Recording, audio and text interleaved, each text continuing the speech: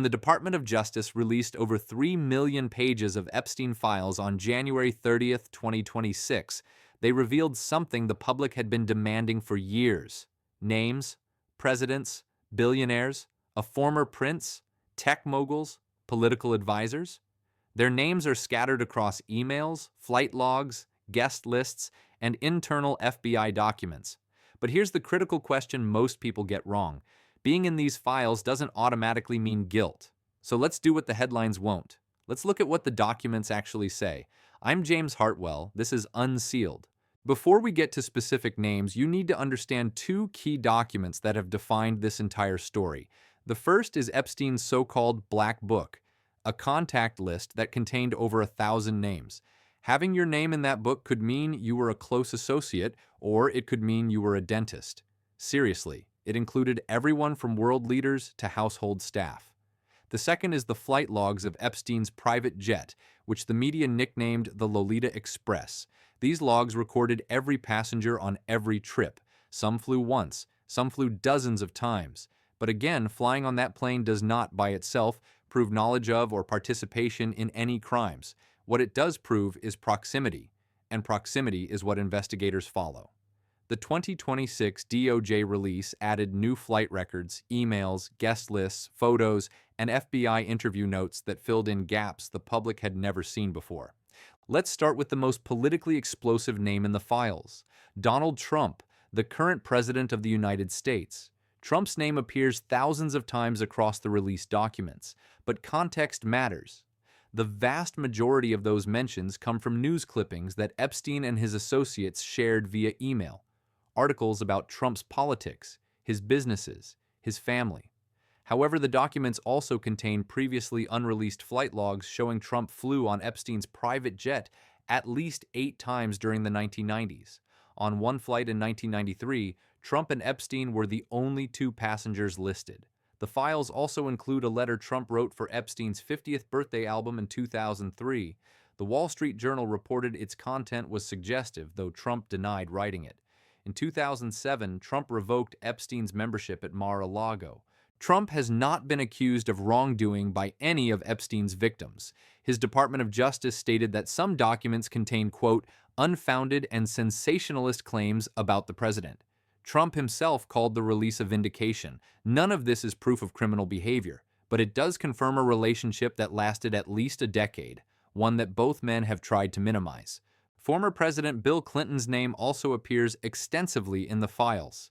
Flight logs previously showed Clinton took at least 26 trips on Epstein's plane, including to Africa and Asia as part of Clinton Foundation humanitarian missions. The 2026 release adds new details.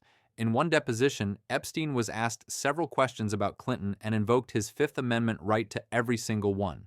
A witness was asked whether Clinton visited Epstein's island accompanied by 2 young women approximately 18 years old. And at a 2009 party at Ghislaine Maxwell's home, a publicist reported that Clinton and Jeff Bezos were both present. Clinton has said he had no knowledge of Epstein's crimes. His representatives have refused to testify before the House Oversight Committee investigating the Epstein matter. No victim has publicly accused Clinton of wrongdoing, but the sheer volume of documented contact, the flights, the island visits, the social overlap, is exactly what keeps his name at the center of this story. Andrew Mountbatten Windsor, the man formerly known as Prince Andrew, appears hundreds of times across the Epstein files, and unlike some other names on this list, his connection goes beyond emails and flight logs. Virginia Roberts Giuffre, one of Epstein's most prominent accusers, alleged that Epstein directed her to have 3 sexual encounters with Andrew starting when she was 17. Andrew denied everything, but he settled her lawsuit for an undisclosed sum. The 2026 documents reveal that U.S. prosecutors actively tried to get Andrew to agree to a formal interview in their sex trafficking probe, and he refused. Internal DOJ emails show a U.S. Embassy official expressing concern that Andrew's refusal was straining U.S.-UK relations. In a 2010 email, Epstein appeared to try to set Andrew up on a date, writing that he had a friend Andrew might enjoy having dinner with. Following the January 2026 release, British Prime Minister Keir Starmer publicly suggested Andrew should cooperate with American investigators. Andrew was stripped of his royal title in October 2025. He has ignored a request from the U.S. House Oversight Committee for a transcribed interview. Perhaps the most surprising revelations in the January 2026 release involve Elon Musk. For years, Musk publicly claimed that Epstein tried to get him to visit his island and that he refused. But the documents tell a different story. The files contain at least 16 emails between Musk and Epstein from 2012 and 2013. In one November 2012 exchange, Epstein asked how many people Musk would need flown by helicopter to the island. Musk replied it would be just him and his then-partner Tallulah Riley, and asked, in his own words, what day would be the wildest party on the island. In another email from December 2012, Musk wrote that he wanted to, quote, hit the party scene. Internal schedule notes from Epstein's staff in late 2014 listed Musk as expected to visit the island on December 6th. After these documents surfaced, Musk posted on X that he had very little correspondence with Epstein and declined repeated invitations. He also called for the prosecution of those who committed crimes with Epstein. The emails don't prove Musk ever visited the island, but they do contradict his years of public denials about the nature of their communication. The files also reveal connections to people who now hold power in the current administration. Steve Bannon, Trump's former chief strategist, exchanged texts and emails with Epstein about politics, meals, and travel. In March 2019, just months before Epstein's arrest, Bannon asked if Epstein could provide his private plane to pick him up in Rome. Howard Lutnick, who is now the Secretary of Commerce, was invited by Epstein to his island for lunch in December 2012. According to the files, Lutnick's wife accepted the invitation and said the family would arrive by yacht with their children. The records also show the two men had drinks together on a separate occasion in 2011. Other names appearing in email exchanges and guest lists include Bill Gates, director Woody Allen, Giants co-owner Steve Tisch, former Obama counsel Kathy Rumler, who described Epstein as being like an older brother to her, and Noam Chomsky. None of these individuals have been charged with any crime in connection with Epstein. This is the question that haunts this entire case. If so many powerful people were connected to Epstein, why has only Ghislaine Maxwell been convicted? The files released in 2026 provide some answers. FBI agents began investigating Epstein in July 2006. By May 2007, they expected an indictment. A prosecutor had drafted a 60-count charging document covering 6 victims. That draft also named 3 of Epstein's personal assistants as co-defendants, but the indictment never came.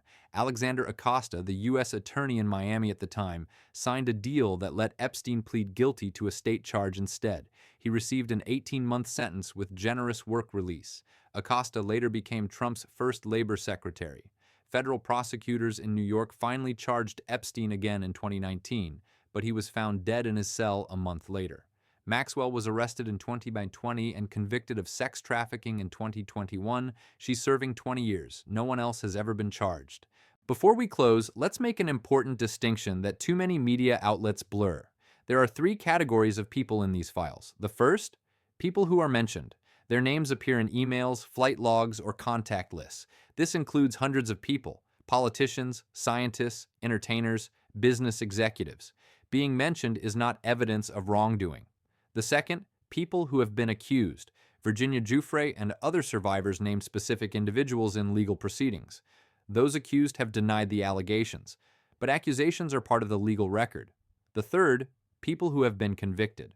That list contains exactly 2 names: Jeffrey Epstein, who is dead, and Ghislaine Maxwell, who is in prison. Everyone else remains, legally speaking, innocent.